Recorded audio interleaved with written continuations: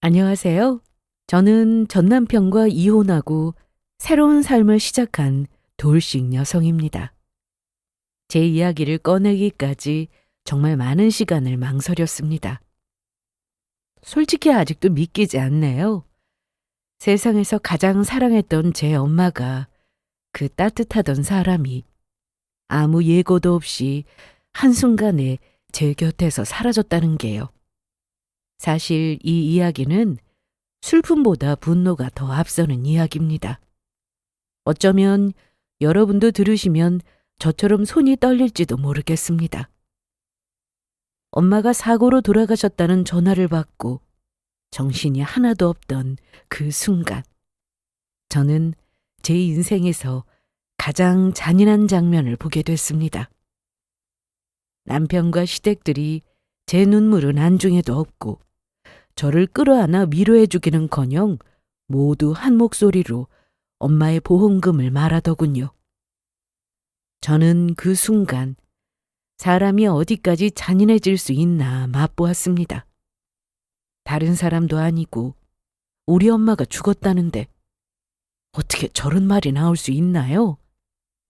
더군다나 제가 슬픔에 빠져 울고 있는데 남편은 장모님이 마지막으로 큰 선물 주고 가셨다고 이제 우리 인생은 핀 거나 마찬가지라고요.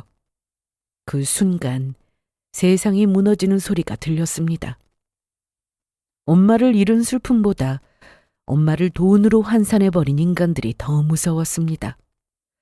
슬퍼해야 할 상황에 시댁 식구들은 웃고 울고 있는 저는 조용히 밀려났어요. 그리고 시댁은 보험금이 어떻게 분배될지 계산기부터 두드리더군요. 그 장면들을 보면서 저는 복수해야겠다고 생각했습니다. 당신들이 원하는 대로 가만히 두지 않겠다고 결심했어요. 엄마가 돌아가셨다는 사실보다 보험금에 눈이 먼 그들에게 벌을 주고 싶었습니다.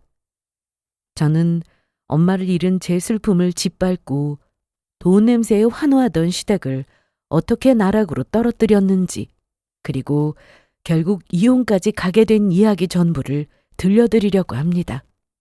결코 가벼운 이야기는 아니지만 끝까지 함께 해주세요. 그럼 제 이야기 시작하겠습니다. 먼저 남편과 결혼하게 된 이유를 설명해야겠네요. 사람마다 결혼을 결심하게 되는 이유가 다양합니다. 누군가는 조건을 보고, 누군가는 성격을 보고, 또 누군가는 서로의 꿈을 맞춰가며 미래를 그리기도 하고요. 저는 조금 달랐습니다.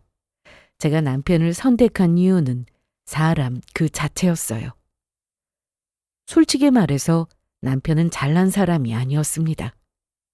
직장이 대단한 것도 아니고 돈이 많은 집안도 아니었죠.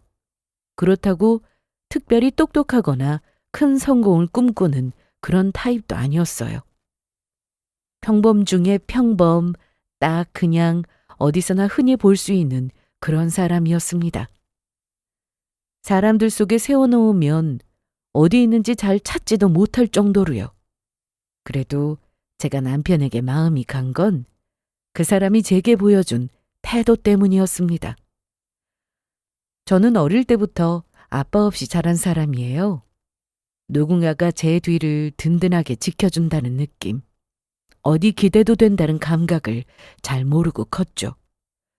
엄마와 단둘이 살면서 외롭진 않았지만 세상 어딘가가 늘 휑하고 허전한 기분이 있었어요. 그런 제게 남편은 늘 괜찮다고 말해주는 사람이었고 아빠 같은 사람이었습니다. 힘들면 나한테 기대해. 당신한테는 내가 있잖아. 나는 언제나 당신 편이야. 알지? 이런 말들이 제 가슴속 깊게 자리 잡은 갈증과 아빠의 부재를 채워줬어요. 누군가에겐 흔하고 가벼운 말일지 모르겠지만 저에게는 가슴 깊이 박혔습니다.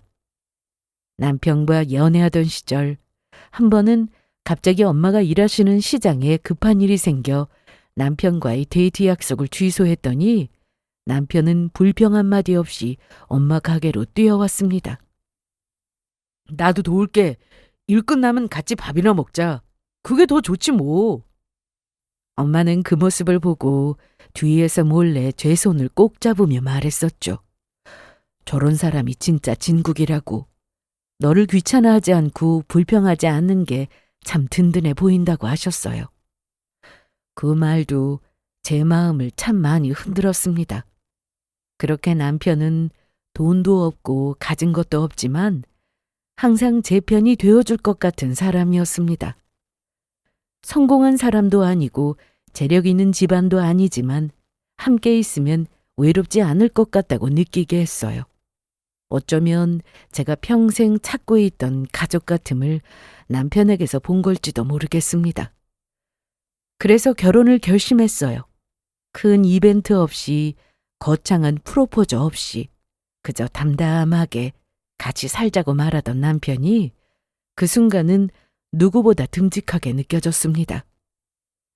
결혼 초기는 정말 별거 없었습니다. 남들과 같은 신혼생활을 보냈어요. 그저 소소한 행복 속에 하루하루를 살아가는 그런 결혼 생활이었어요. 양가 집안이 그렇게 잘 사는 형편이 아니라서 작은 신혼집에 월세로 시작했지만 그래도 저는 행복했습니다. 작고 오래된 집에 창문 틈 사이로 겨울이면 바람이 새어 들어오던 집이지만 그래도 남편과 함께 있으면 마음만은 따뜻했죠. 그런 소소한 행동들이 쌓이면서 저는 다시 한번 생각했습니다. 이 남자를 남편으로 잘 선택했다고요. 그렇게 믿었어요. 그렇게 제 결혼 생활의 시작은 서툴고 부족했지만 나름 행복했습니다. 그 다음은 저희 엄마에 관해서 말씀드릴게요. 저희 엄마는 매일 시장에서 작게 음식 장사를 하셨습니다. 국수, 만두, 김밥을 만들어서 파셨고 손맛이 좋아서 단골 손님이 꽤 많았죠. 손끝은 늘 뜨거운 물과 불에 대어 딱딱했고 허리는 항상 굽어 있었고 손에는 자글자글한 주름과 고생한 흔적들이 고스란히 남아 있었지만 엄마는 한 번도 힘들다는 내색을 하지 않았습니다. 그저 우리 딸이 행복하면 엄마는 피곤한 게 싹 풀린다고 말씀하셨어요. 저희 엄마는 그런 분이십니다. 아빠 없이 저를 홀로 키우느라 젊은 나이부터 많이 고생하셨지만 끝까지 저를 포기하지 않고 저를 위해 하루하루 열심히 살아오신 분이시죠. 저는 그런 엄마에게 늘 감사한 마음을 가지고 있었기에 결혼해서도 주말마다 엄마를 찾아갔고 남편도 처음엔 그런 저를 말없이 따라왔습니다. 장모님, 이리 주세요. 제가 들게요. 아이고, 내가 하면 된다니까. 그러지 말고 여기 앉아서 국수 먹어. 아유, 다 불겠네. 아유, 장모님 국수는 불어도 맛있죠. 남편의 능청스러움에 엄마는 그럴 때마다 못 말린다는 표정으로 웃으셨어요. 저는 그런 엄마와 남편의 모습을 보면서 제 삶이 정상궤도에 올라가는 기분을 느꼈습니다. 부자도 아니고 대단한 가정도 아닌데도 그냥 마음만은 평화롭고 따뜻했어요. 엄마도 행복해 보였고 저도 안정돼 있었고 남편 역시 순한 사람이라고 생각했습니다. 시댁과도 특별한 문제는 없었습니다. 시모의 잔소리와 불만은 조금 있었지만 이 세상에 완벽한 집안이 어디 있겠나요? 그 정도의 불편함은 누구나 겪는 일이라고 생각하며 좋게 넘겼어요. 또 어느 정도 참고 넘길 수 있는 수준이기도 했고요. 드라마나 영화 같은 데 보면 진짜 못된 시어머니들 많잖아요. 그래도 그 정도 아닌 게 어디인가 위안 삼으며 이 정도라도 그저 감사하다며 좋은 사람들과 가족이라는 인연을 만들었다고 그렇게 믿었어요. 이 평범하고 소박한 일상이 평생 갈 줄 알았습니다. 하지만 제 바람과는 다르게 이렇게 조용하고 온화하던 삶이 갑자기 산산조각 나버릴 거라는 걸 그리고 그 비극의 시작이 바로 제가 가장 사랑한 엄마의 죽음일 줄은 정말 상상조차 못했습니다. 그날을 생각하면 지금도 머릿속에 그날 있었던 장면이 그대로 떠오릅니다. 누가 제 마음을 주먹으로 천천히 짓이기는 것처럼 숨을 쉴 때마다 가슴이 아려오는 고통도 뒤따라오고요. 도대체 왜 우리 엄마가 그렇게 죽어야 했는지, 엄마에게 무슨 일이 생겼는지 아무것도 모르고 나는 잠을 자고 있었는지 모든 게 원망스럽고 미칠 것 같은 하루였어요. 평소와 같은 아침, 늘 그렇듯 저는 출근하려고 현관 앞에 서 있었어요. 한 손에 가방을 들고 신발끈을 묶고 있다가 퇴근하고 엄마 가게 들려서 저녁이나 같이 먹어야겠다고 그런 사소한 생각을 하고 있었습니다. 그 순간 휴대전화가 울렸습니다. 화면을 보니 모르는 번호였어요. 저는 원래 모르는 번호면 거의 받지 않는 사람이에요. 요즘은 스팸도 많고 모르는 번호를 받는 것 자체가 뭔가 귀찮게 느껴졌거든요. 그런데 그날따라 정말 이상했습니다. 휴대전화 화면을 보고 있는데 등줄기를 타고 서늘한 기운이 내려앉으면서 마음속 어딘가가 쿵 꺼지는 느낌이랄까. 진짜 설명할 수 없는데 그 전화를 받지 않으면 안 될 것 같은, 마치 누군가가 내 손목을 붙잡고 제발 받으라고 말하는 것 같은 그런 느낌이었어요. 그렇게 결국 떨리는 손으로 전화를 받았습니다. 전화를 받으니 엄마의 성함을 말하며 보호자가 맞냐고 묻는 낯선 남자의 낮고 차분한 목소리가 들렸어요. 병원이라고 말하는 순간 제 다리가 흔들리기 시작했습니다. 어머니께서 새벽에 사고당하셨습니다. 그 말을 듣는 순간 머릿속에서 사고라는 단어가 천천히 아주 느리게 맴돌았습니다. 그 뒤로 이어진 말들은 마치 물속에서 들리는 소리처럼 희미하게 뒤엉켜서 제대로 들리지 않았어요. 상태가 많이 안 좋다, 응급실 어쩌고 저쩌고 하는 소리가 들렸고 하도 정신이 없어서 자세히 기억도 안 나네요. 엄마의 갑작스런 사고 소식을 듣고 저는 너무 놀라서 전화기를 떨어뜨릴 뻔했어요. 심장이 가슴에서 빠져나오는 것처럼 아파서 숨이 멎는 줄 알았습니다. 가까스로 정신을 차리고 저는 서둘러 택시를 타고 병원으로 향했어요. 택시 안에서 저는 그저 바보처럼 입술을 꼭 깨문 채 아닐 거라고, 괜찮을 거라고 주문을 외웠습니다. 그렇게 중얼거리면서 불안함을 못 이기고 손톱을 뜯고 있는데 병원에 가까워질수록 불길한 생각이 들었어요. 정말 큰일이 난 것 같다는 생각에 손바닥은 땀으로 젖어들었고 눈앞은 자꾸만 흐려졌습니다. 병원에 도착해서 응급실 문을 여는 순간 제 몸에서 모든 힘이 빠져나갔습니다. 하얀 천 아래 엄마가 누워 있었거든요. 아무도 엄마 손을 잡아주고 있지 않았고 아무도 엄마의 곁을 지키고 있지 않았어요. 그렇게 혼자 차가운 시트 위에 누워 있었습니다. 저는 거의 넘어질 듯 달려가 엄마의 손을 잡았습니다. 그 순간 너무 차가운 느낌을 받았어요. 엄마 나왔어. 엄마 나왔다니까. 좀 일어나 봐. 여기 왜 이러고 누워있어? 손은 왜 이렇게 차갑고. 저는 새어나오는 울음을 참으며 엄마를 흔들어 깨웠습니다. 하지만 엄마의 눈은 감겨 있었고 가슴은 오르내리지 않았어요. 손끝은 마치 얼음처럼 싸늘했습니다. 주변에 있는 간호사와 의사에게 우리 엄마가 이상하다고, 엄마가 안 일어난다고 소리치고는 엄마의 어깨를 흔들고 또 흔들었습니다. 그러다 다리에 힘이 풀려 바닥에 주저앉아 울부짖었어요. 그 모습에 지나가는 사람들 모두가 안타까운 눈빛으로 저를 쳐다봤고 제게 다가온 간호사는 제 어깨를 감싸며 이렇게 말했습니다. 보호자시죠? 병원에 도착하기 전부터 상태가 많이 안 좋으셨어요.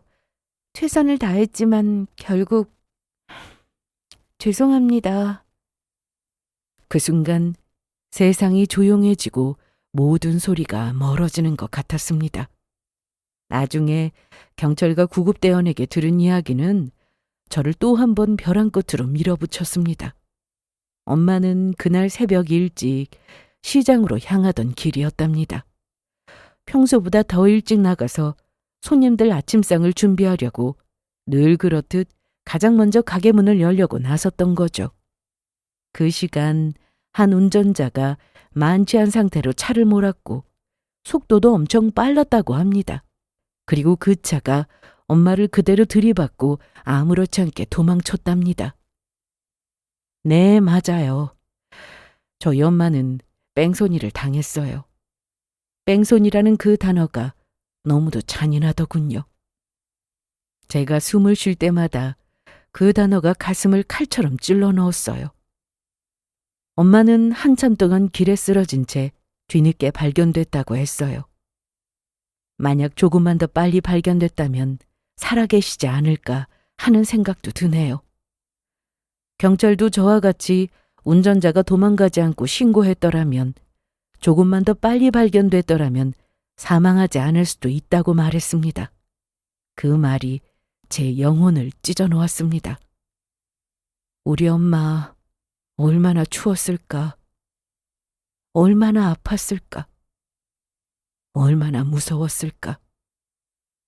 내 이름을 부르며 잦아드는 숨을 붙잡으려 했을 거라는 생각이 수천 번 머리를 때렸습니다. 그때 저는 제정신이 아니었어요. 그냥 텅 빈 껍데기와 다를 바가 없었습니다. 정신이 제 몸에 붙어있지 않았으니까요. 눈물은 끝없이 쏟아지고 호흡은 제대로 되지 않고 가끔은 아무 소리도 들리지 않았습니다. 한번 울고 쓰러지고 다시 일어나 엄마 얼굴 보고 또 쓰러지고 그 상태를 반복하던 저를 대신해서 남편이 모든 걸 진행해 주었습니다. 급히 제 연락받고 병원으로 달려와 준 남편. 남편은 저를 대신해서 장례식장 예약과 빈소 준비, 입관 절차, 도우미 섭외까지 바쁘게 움직이며 준비했어요. 그런 남편의 모습을 보면서 저는 흐릿한 정신 속에서도 한 가지 생각을 했습니다. 그래도 우리 남편밖에 없구나라고요. 남편을 만난 것도 이 사람과 결혼한 것도 모든 게 다행이라는 생각이 들었습니다. 최소한 그 순간만큼은 남편이 제 유일한 버팀목이었거든요. 저는 그렇게 믿고 싶었고, 아니, 그렇게 믿었어요. 그러나 그 믿음이 배신이 되고 버팀목이 발목을 잡는 쇠사슬이 될 줄은 그땐 상상도 못했습니다. 남편이 장례식장을 서둘러 마련해 준 덕분에 엄마의 빈소가 빠르게 차려졌습니다. 하얀 국화꽃 냄새가 진하게 퍼져 있었고 천장 조명은 이상하리만큼 희뿌옇게 빛났습니다. 그 속에서 엄마 영정사진은 따뜻하게 웃고 있었는데 그 모습이 오히려 제 가슴을 더 쑤셔 놓았습니다. 착한 우리 엄마를 왜 이렇게 빨리 데려가신 건지 하늘이 그저 원망스럽고 밉기만 했어요. 도무지 눈물이 그치지 않아서 손에 쥐고 있던 손수건으로 몇 번을 닦고 또 닦아야 했는지 모릅니다. 그래도 엄마를 정성껏 잘 보내드리고 싶다는 마음 하나로 저는 정신을 겨우 붙잡고 서 있었어요. 시간이 지나자 하나둘 사람들이 장례식장 안으로 들어왔습니다. 엄마와 교류가 많았던 시장 상인분들, 동네 주민들, 엄마와 인연이 닿았던 사람들이 들어왔고 저는 휘청거리는 몸을 간신히 고쳐잡고 감사한 마음을 담아 인사했어요. 와주셔서 감사합니다. 당연히 와야지. 아이고, 얼굴 상한 것 좀 봐. 그래, 많이 힘들어도 우리 엄마 잘 보내드리자. 네, 그래야죠. 저희 엄마 마지막 가는 길 함께 해주셔서 감사해요. 이렇게 기억해 주셔서 고맙습니다. 겨우겨우 감사한 마음을 담아 말씀드렸지만 말과 말 사이마다 울컥하는 걸 숨기느라 입술을 세게 깨물어야 했습니다. 그래도 저는 와주신 분들에게 최대한 예를 갖추고 싶었어요. 마음이 무너져도 그래도 딸로서 해야 할 역할이 있다고 생각했습니다. 그렇게 정신을 간신히 붙잡고 있었는데 문이 열리고 시댁 식구들이 들어섰습니다. 시부모님 그리고 남편의 누나인 신우이가 함께 들어왔어요. 저는 몸을 거의 질질 끌다시피 일으켜 세우며 인사를 건넸습니다. 오셨어요. 제 목소리는 갈라져 있었고 눈은 이미 울음으로 가득 차 있었습니다. 시어머니는 저를 위아래로 한번 훑어보더니 한숨을 길게 내쉬며 이게 무슨 일이냐고 말씀하셨어요. 따뜻한 위로의 말도 아니고 제 손을 잡아주신 것도 아니지만 저는 그런 말이라도 위로로 충분했습니다. 잠시 제 손을 잡으며 많이 힘들어서 어쩌냐고, 괜찮냐고 제 걱정을 해주시기를 바라기도 했지만 그건 제 바람일 뿐이었어요. 시댁 식구들과 별다른 문제는 없지만 그렇다고 화목한 사이는 아니었으니까요.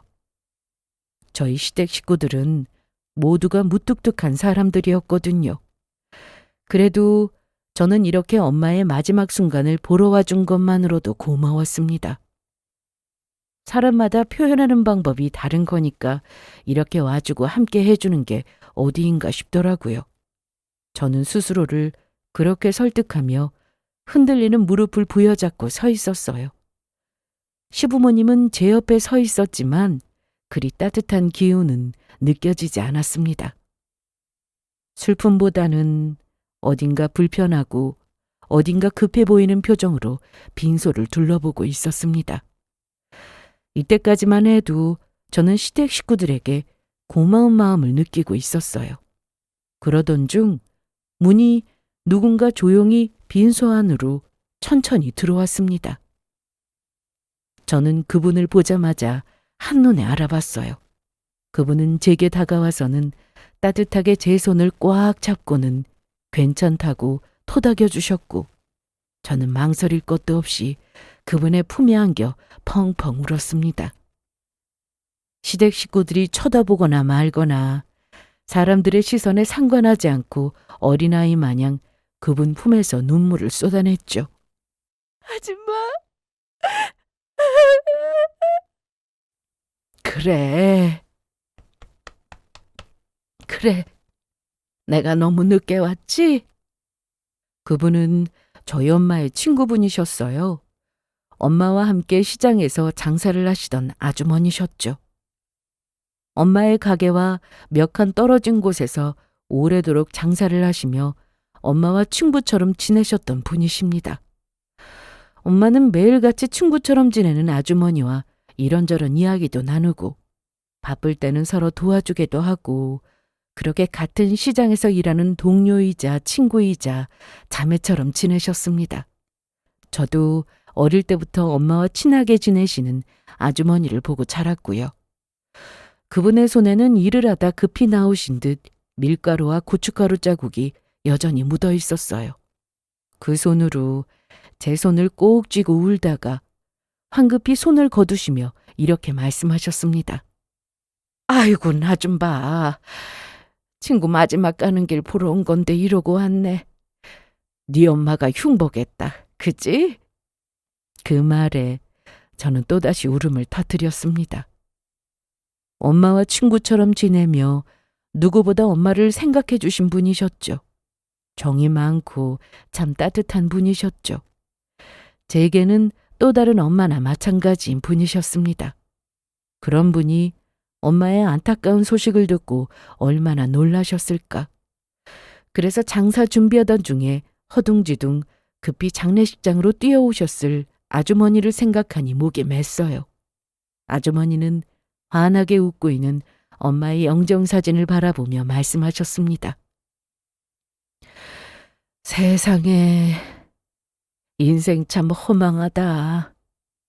네 엄마가 얼마나 열심히 살았는데 어떻게 이렇게 갈 수가 있어? 그 말에 아주머니와 저는 계속해서 눈물을 흘렸어요. 아주머니의 슬픔은 저와 다를 바 없었습니다. 아주머니도 오래된 친구를 한순간에 잃었으니까요. 엄마와 가장 가까이서 함께 고생하고 함께 웃고 함께 버티고 살아오던 사람이 바로 이 아주머니였습니다. 그래서 진심으로 엄마의 죽음을 슬퍼하며 제 손을 꼭 잡아주는 사람이 엄마의 하나뿐인 친구라는 사실에 저는 더더욱 슬펐어요. 그분의 그 따뜻한 눈물 한 방울이 그 순간 제 가슴을 완전히 무너뜨렸습니다. 하지만 그 슬프고도 슬픈 눈물이 곧 비극의 시작이 될 거라고는 생각하지 못했어요. 그것도 모르고 저는 엄마의 절친이신 아주머니와 마주 앉아 한참을 울고 또 울다가 자연스럽게 엄마의 이야기를 나누기 시작했습니다. 너희 엄마가 얼마나 성실한 사람인지 너랑 내가 잘 알잖니. 항상 네 걱정만 하던 사람이었는데 널 두고 가는 발걸음이 얼마나 무거울지 상상도 안 된다. 말씀 하나하나가 제 가슴에 모처럼 박혀 들어갔습니다. 엄마에 대한 추억을 떠올릴 때마다 목구멍이 꽉 막히고 숨이 쉬어지지 않을 만큼 아팠어요. 그렇게 아주머니와 엄마의 마지막을 함께 슬퍼하던 그때였습니다.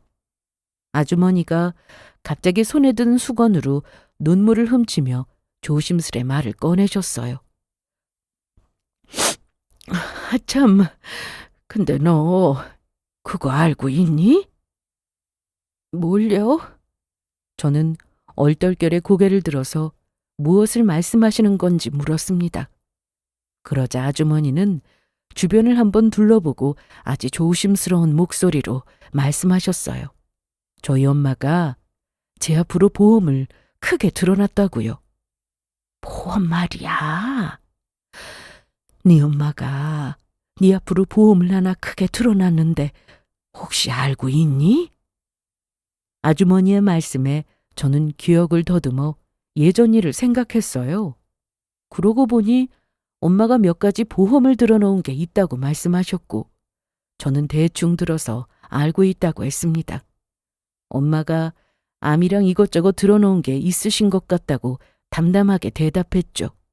그러자 아주머니는 고개를 크게 저으며 그게 아니라고 말을 이었습니다. 아니,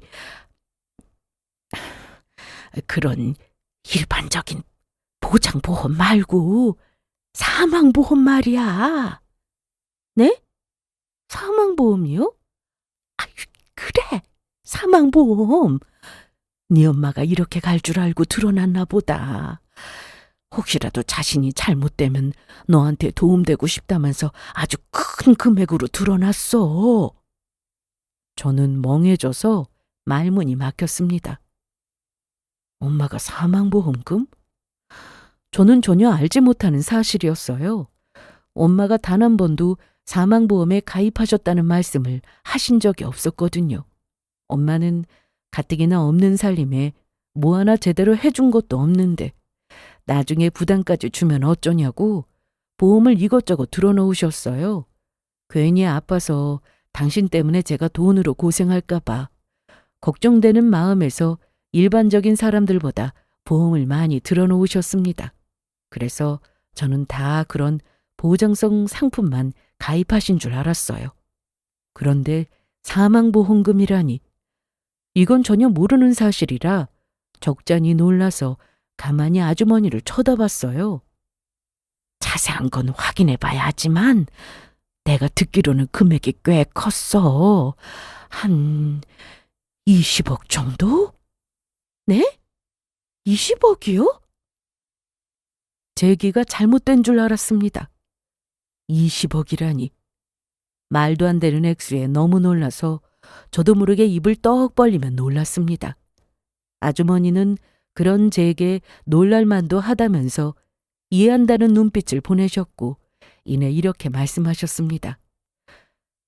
저희 엄마가 정말 하루도 안 쉬고 그렇게 일한 이유가 바로 보험금을 내기 위해서라고요. 나중에 엄마 죽고 나면 제게는 아무도 없는데 저 혼자 남겨줘도 돈 때문에 힘들지 말라고 이렇게 대비를 해놓으신 거래요. 혹시라도 제가 돈 때문에 힘들까봐 죽어서라도 제게 힘이 되고 싶어서 그렇게 아득바득 고생하며 일한 거라고 하셨습니다. 그 말을 듣는 순간 저는 마치 다시 엄마를 잃은 그 처음 순간처럼 울음이 터져버렸습니다. 온몸이 떨리고 숨이 가빠져 오고 아주머니 손을 잡고 거칠게 울부짖었어요. 보험금 때문에, 엄마가 나 때문에, 날 위해서 그렇게까지 일하시다가 결국 가슴이 미어질 듯 아파져 왔습니다. 엄마가 매일같이 붓고 빨갛게 부은 손으로 괜찮다고 우리 딸이 있어서 엄마의 삶은 행복하다고 말하던 그 모습들이 떠올랐습니다. 엄마의 땀, 엄마의 고단함, 엄마의 사랑이 한순간에 밀물처럼 밀려오는 순간이었어요. 저는 그동안 세상에서 가장 고귀한 사랑을 받아왔구나 깨달았습니다. 그리고 동시에 마음이 너무 아팠어요. 결국 엄마를 이렇게 만든 게 저 때문인 것 같아서 괴롭기도 했고요. 그저 당신의 삶보다 제 삶을 더 귀하고 소중하게 생각하신 우리 엄마. 저 하나 잘 되기를 바라는 마음으로 늘 새벽 일찍 일을 시작하셨던 우리 엄마. 그런 엄마의 사랑에 저는 또다시 무너지고 말았습니다. 그렇게 아주머니와 울던 중 문득 저는 등 뒤에서 느껴지는 묘한 기운을 느꼈어요. 시댁 식구들 쪽에서 뭔가 조용해지는 분위기에 저는 무의식적으로 시어머니와 시아버지 그리고 시누이 쪽에 고개를 돌려 바라봤습니다.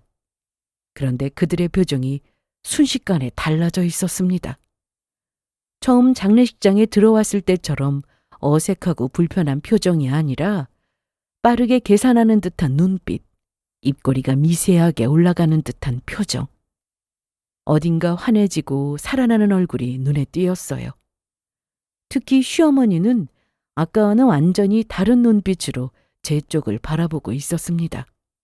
그 표정이 이제 곧 저를 최악의 나락으로 밀어넣고 엄마의 죽음을 빌미로 보험금을 노리는 악몽으로 이어지게 되었죠. 아주머니의 입에서 20억짜리 사망보험금이라는 말이 나오자 그 말을 들은 시댁 식구들의 얼굴이 이상하게 환해졌습니다. 아까까지만 해도 어색한 위로 한마디조차 제대로 건네지 못하고 그저 멀뚱히 서 있던 사람들이었는데 그들의 입가에 알 수 없는 미묘한 미소가 번지더니 곧 표정이 확 달라졌어요. 그리고 그때 시누이가 먼저 눈을 반짝이며 제 쪽으로 다가왔습니다. 그러고는 제게 물었어요. 올케, 이 아줌마 말이 사실이야? 정말 사망보험금 들어놓으셨대? 시어머니도 그 뒤를 잇듯 다가왔습니다. 남편까지 곁눈질로 저를 보며 뭔가 숨기라는 듯 입술을 쓱 혀로 훑었습니다. 그러고는 작게 그게 진짜냐고, 정말 장모님이 그렇게 큰 돈을 남겨놓고 가신 거냐고 물었습니다. 저는 순간 이 사람들이 왜 이러나 싶었어요. 그래서 정확한 건 모르지만 아주머니가 그렇게 말씀하시니 그런 것 같다고 답했습니다. 아마도 그런 것 같다고요. 그렇게 말을 하면서도 신경이 이상하게 곤두섰어요. 제 눈으로 보거나 엄마한테 직접 들은 게 아니라서 정확한지는 잘 모르겠다고 살짝 말끝을 흐리자 시어머니가 곧바로 아주머니 쪽으로 몸을 돌렸습니다. 아니 아줌마, 그 말 확실한 거예요? 정말 사부인이 생전에 그렇게 말했어요? 20억짜리 사망보험금 들어놨다고. 조금 들다가 힘들어서 해지하거나 뭐 그런 말은 안 한 거죠? 시어머니의 목소리는 슬픔이나 조문객을 배려하는 기색이 전혀 없는 기대감이 가득한 목소리였습니다. 마치 기다리던 소식을 들은 사람처럼 보였어요. 아주머니는 뭐가 어떻게 돌아가는지 몰라 눈을 동그랗게 뜨고 이 사람들이 왜 이래 하는 표정으로 대답하셨습니다. 해지했다는 말은 못 들었어요. 저도 자세한 건 모르지만 생전에 몇 번 그렇게 이야기했고 보험금 내려고 하루도 안 쉬고 일하는 걸 봐왔거든요. 그때 이야기로는 사망하면 한 20억 정도 나온다고 했어요. 그 말이 끝나는 순간 시어머니, 시누이, 남편 세 사람의 표정이 동시에 확 밝아졌습니다. 아주머니는 시댁 식구들을 의식하면서도 제게 조심스레 이렇게 말씀하셨어요. 엄마 잘 보내드리고 나서 친정집 정리할 때 잘 찾아보라고요.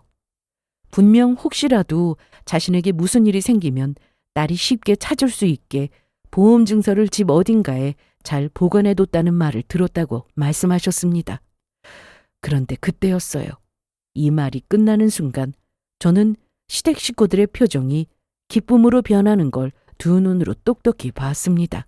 그리고 그와 동시에 시누이가 두 손을 치면서 환호성을 질렀어요. 우와, 대박! 이게 웬 떡이야? 시어머니는 방금까지 어색함과 무거움은 온데간데 없고 입꼬리를 잔뜩 올린 채 제가 있는 쪽을 향해 말했습니다. 아이고, 새아가. 이게 무슨 일이니?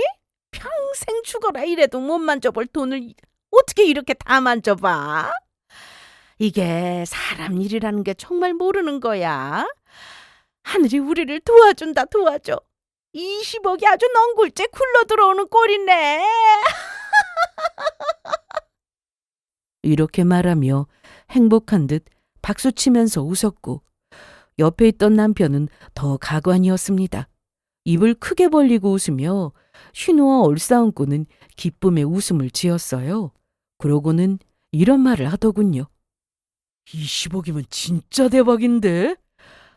그 돈이면 빚도 다 갚고 차도 바꾸고 다 할 수 있어. 가만히 있어봐. 제일 먼저 뭐부터 해야 하지? 내 인생에 그런 큰 돈을 다 만져보다니 진짜 인생 한방이네. 그들은 장례식장이라는 것도 잊은 듯 정말 환호했습니다.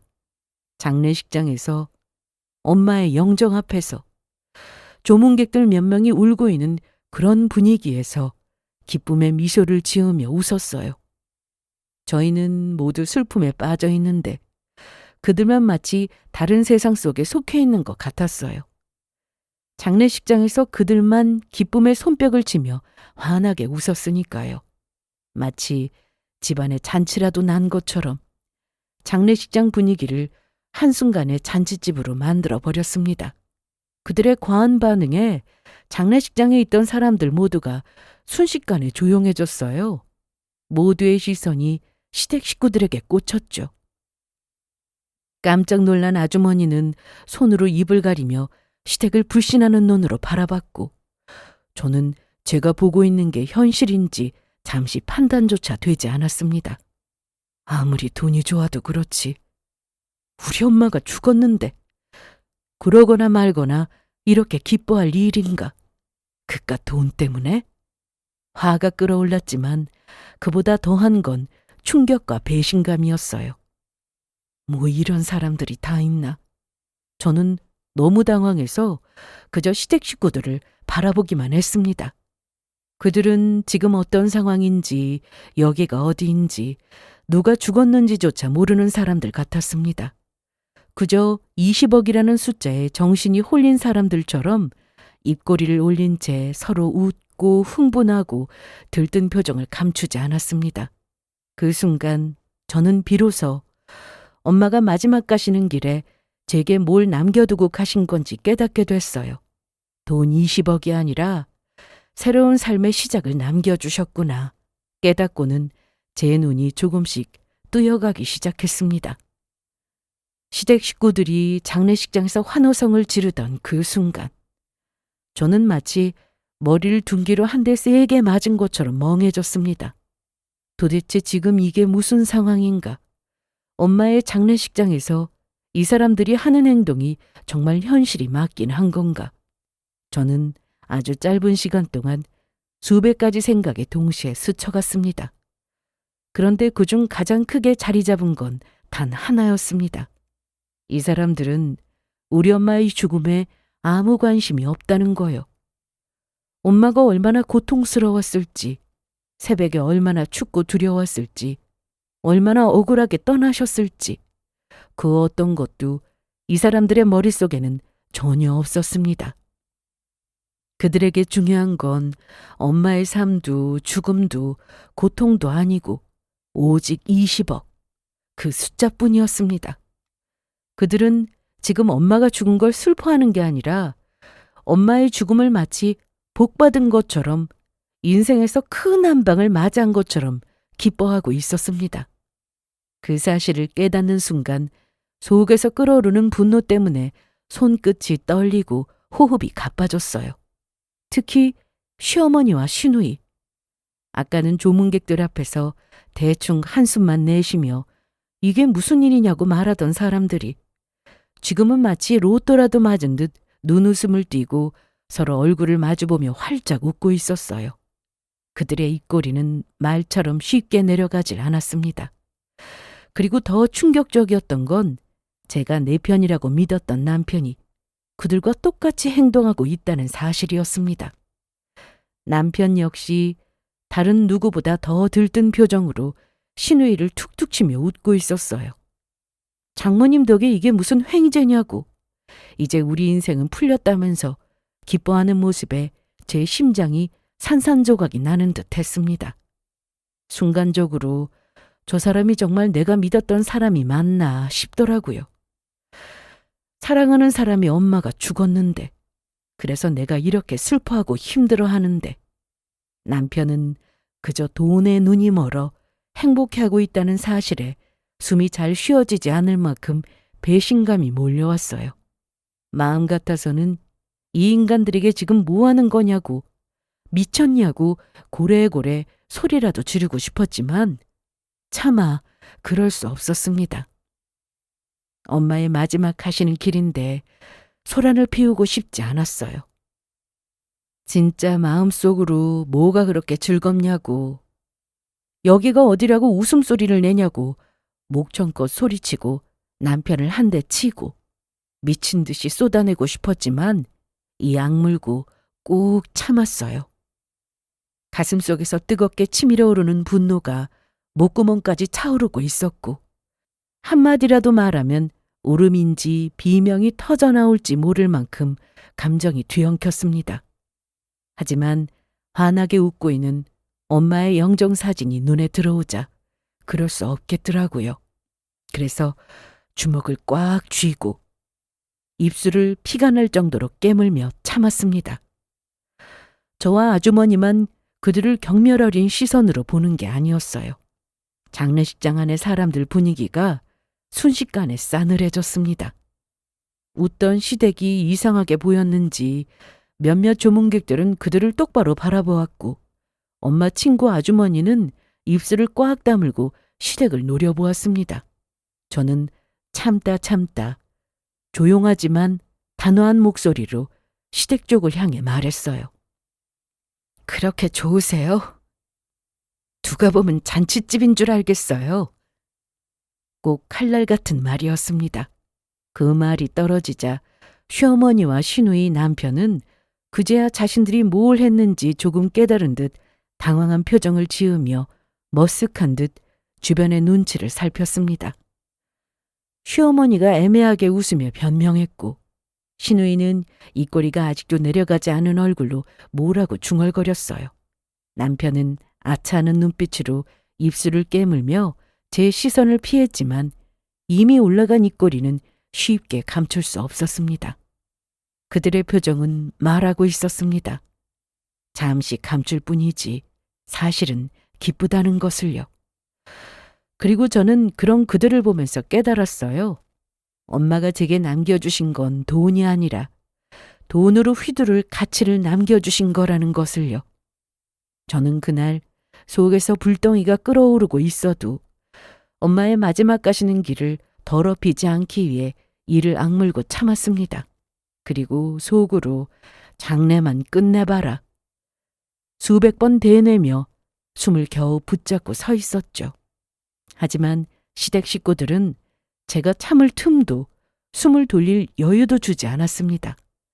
바쁠 때는 조용하더니 조문객들이 빠지고 제가 빈소에 혼자 남아있으면 또 슬금슬금 다가와 보험 얘기를 꺼내기 시작했습니다.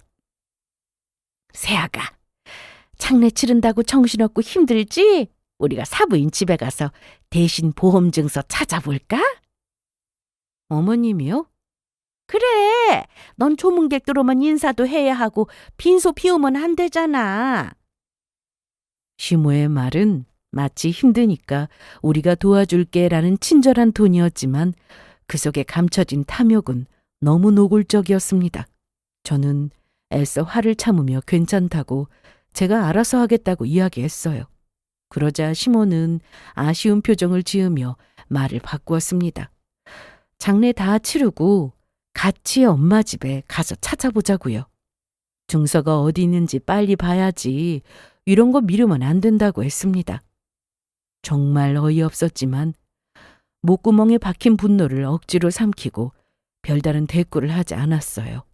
그리고 나중에 신우는 아예 제 팔을 잡으며 이번에 전셋집 보증금 올려줘야 하는데 20억이는 올케를 둬서 얼마나 든든한지 모른다며 벌써 제게 손 벌릴 궁리를 하더라고요. 처음 빈소에 왔을 때는 별 신경도 안 쓰더니 이제는 아예 대놓고 저한테 잘 보이려고 노력하는 게 보였습니다. 가식적으로 챙겨주고 위하는 척 해대더라고요. 정말 뼛속까지 훤히 보였습니다. 그리고 제가 가장 믿었던 남편 역시 본심을 드러냈어요. 조문객들이 없는 틈을 타 남편이 제 옆으로 와서는 목소리를 낮추며 말했습니다. 당신 20억 받으면 그걸로 뭐 할 거야? 아니, 나 사실 요즘 회사 정말 때려치우고 싶었거든. 그래도 당신 생각해서 꽁 참고 다녔는데 이참에 사업 하나 차릴까? 당신도 사모님 소리 들으면 좋잖아. 남편의 말에 저는 한숨을 내쉬며 상종도 하기 싫었어요. 그래서 무시하고 상을 지으며 하던 일을 마저 하고 있는데 남편은 아랑곳하지 않고 입을 멈추지 않았습니다. 사업도 차리고 차도 좋은 걸로 한 대 뽑을까? 당신도 알지만 내 차 오래됐잖아.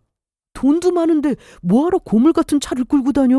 이제 폼나게 제대로 살아봐야지. 이렇듯 시댁 식구들은 돌아가면서 정 떨어지는 행동만 해댔습니다. 남편 역시 남아있는 정까지 탈탈 털어서 질리게 만들었고요.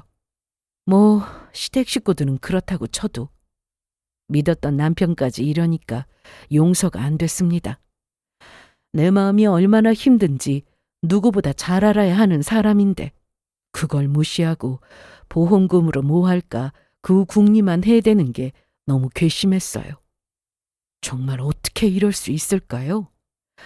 제가 하루 종일 울다가 쓰러지고 다시 울면서 버티고 있는 이 자리에서 남편은 제 슬픔을 보지 못하고 돈만 보고 있다는 게 믿기지 않았습니다. 당장이라도 다 나가라고. 당신 같은 사람들은 여기 있을 자격이 없다고 쫓아내고 싶었지만 죽을 힘으로 참았어요. 저는 남편의 말에 아무 대답도 하지 않았습니다. 대꾸하면 저도 모르게 그 자리에서 소리를 질러버릴 것 같았거든요. 그래서 그냥 피했습니다.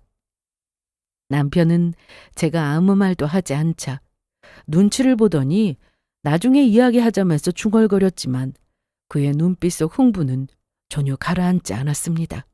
그들을 보는 게 너무도 힘들었지만 그래도 엄마의 장례는 온몸의 정신줄을 붙잡고 버텨가며 겨우겨우 마무리했습니다.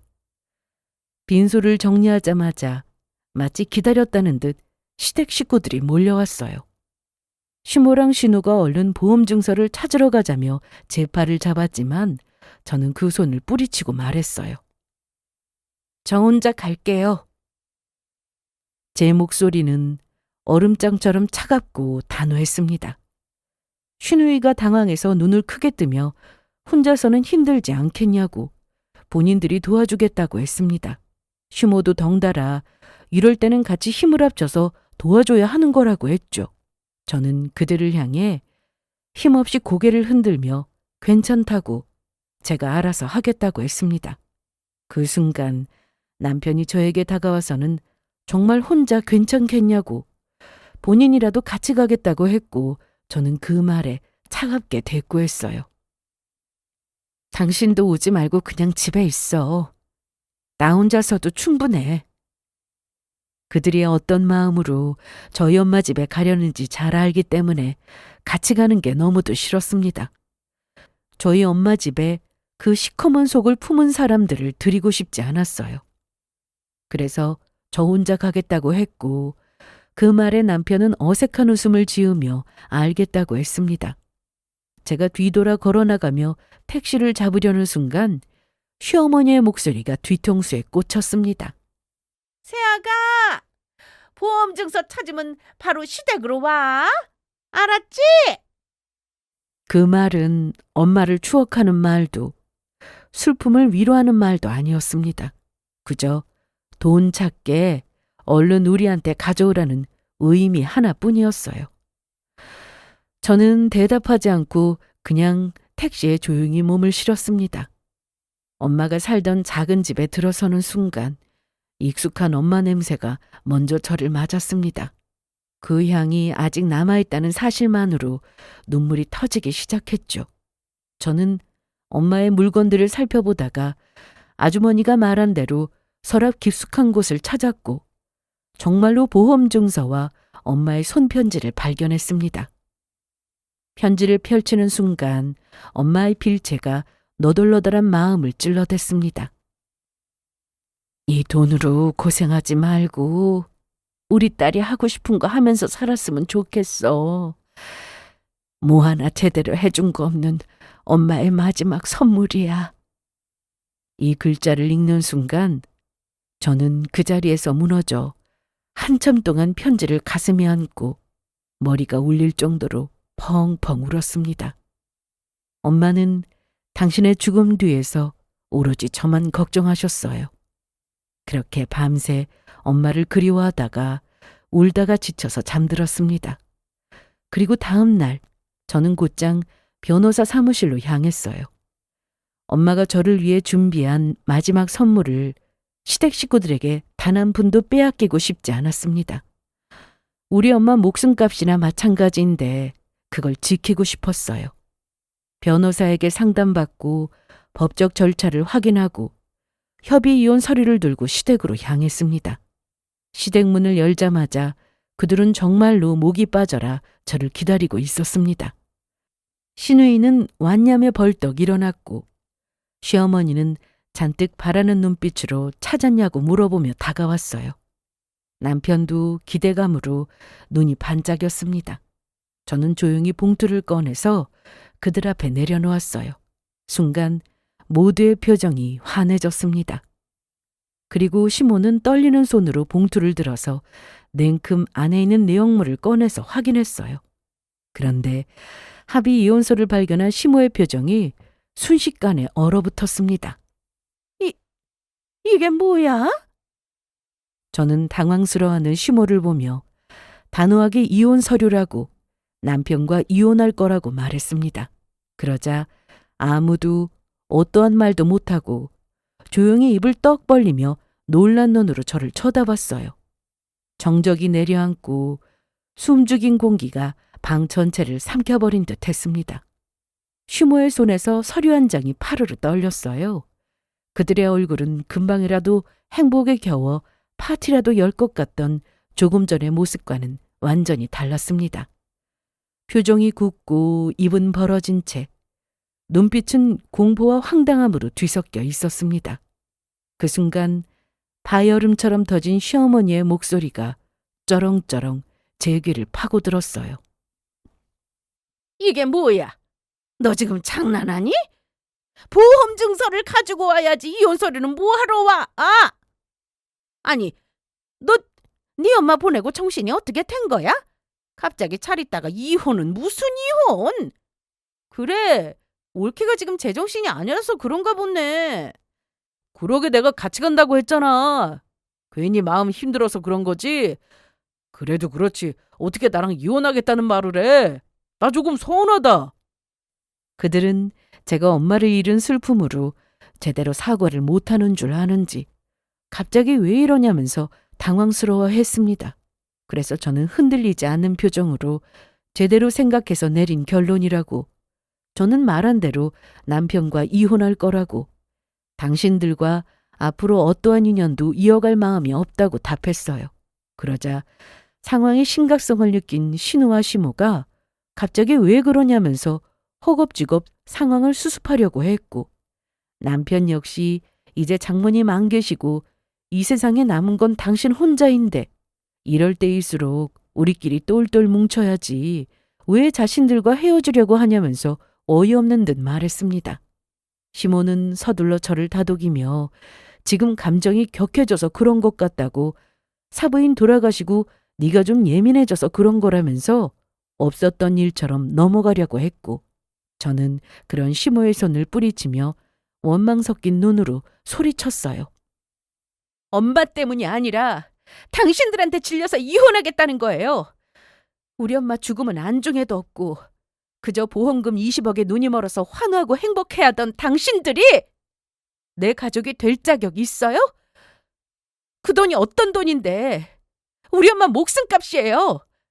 아직 장례가 다 끝난 것도 아닌데 당신들은 우리 엄마 목숨값으로 뭐 할지 그 궁리만 하고 있었잖아.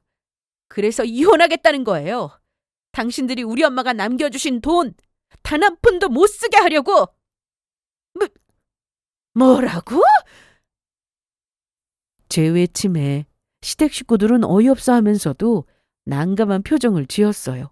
그리고 저는 남편을 원망 어린 시선으로 보며 그래도 당신만은 믿고 의지했는데 어떻게 당신마저 날 그렇게 나몰라라 할 수 있냐고, 장모의 죽음을 슬퍼하는 것보다 돈 20억이 생겼다는 사실에 기뻐서 어쩔 줄 몰라 하는 게 너무 실망스러웠고, 그런 사람을 믿고 평생 의지하고 싶지 않다고 했습니다. 그러자 자신이 무슨 잘못을 저질렀는지 깨달은 남편은 그제야 조용히 고개를 숙였어요. 하지만 시모랑 신우는 조금도 반성하지 않았습니다. 저 혼자 보험금 20억을 꿀꺽하고 싶어서 수쓰는지 알았는지 인정할 수 없다고, 이건 이혼 사이가 되지 않는다고 했습니다.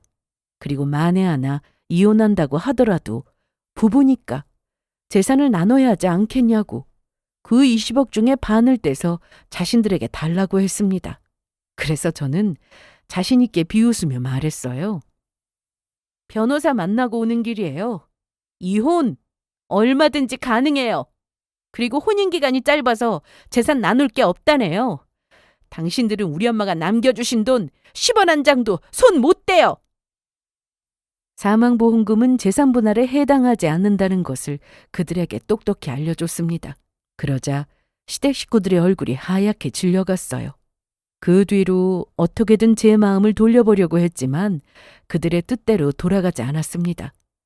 저는 엄마의 죽음을 애도하기는커녕 돈에 눈이 멀어서 사리분별도 못하는 사람들이 무슨 내 가족이냐고, 당신들은 절대 내 가족이 아니라는 말을 끝으로 그 집을 나왔어요.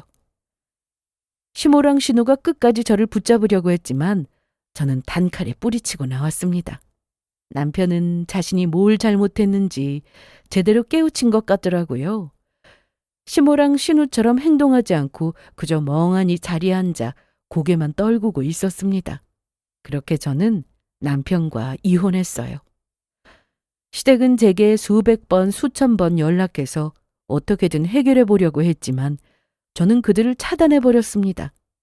남편은 자신의 잘못을 인정하고 제 뜻대로 이혼에 합의해 줬어요. 그들은 결국 단 한 푼도 가져가지 못한 채 스스로 뒤집어 쓴 욕심으로 철저히 무너졌습니다. 그리고 이혼은 생각보다 훨씬 빨리 끝났어요.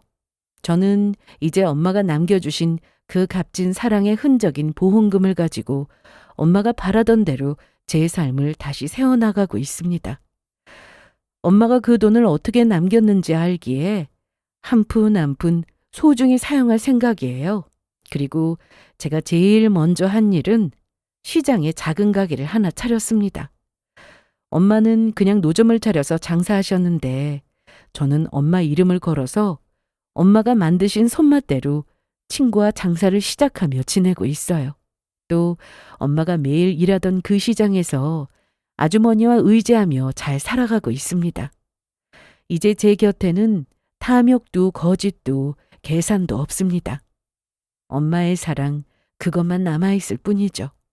그리고 저는 그 사랑을 품고 조용하고 따뜻한 제 삶을 계속 이어나갈 거예요. 이런 저를 많이 응원해 주세요. 그러면 지금까지 긴 사연 들어주셔서 감사합니다.